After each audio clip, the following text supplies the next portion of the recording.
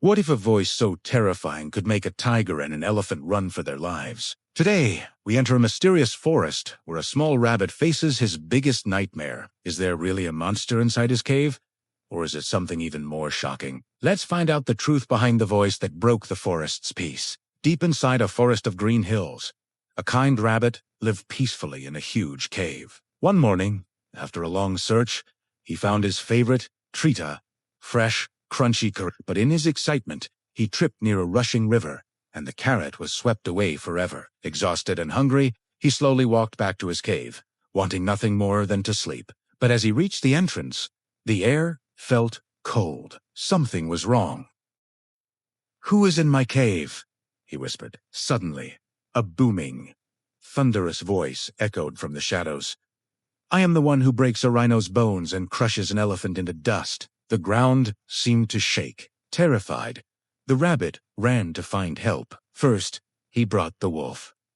"Don't worry," the wolf growled. "I am the master of the woods." But when the voice roared again, the wolf's tail went between his legs, and he vanished into the bushes. Next came the tiger, the king of the jungle.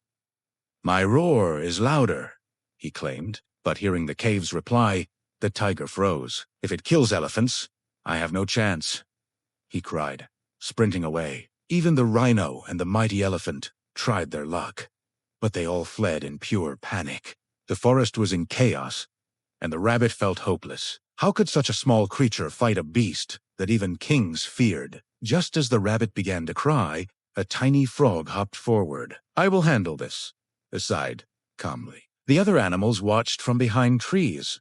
Sure, the frog would be eaten, but the frog didn't tremble. He hopped right to the mouth of the cave and shouted with all his might, "Come out and face me right now." The forest went silent.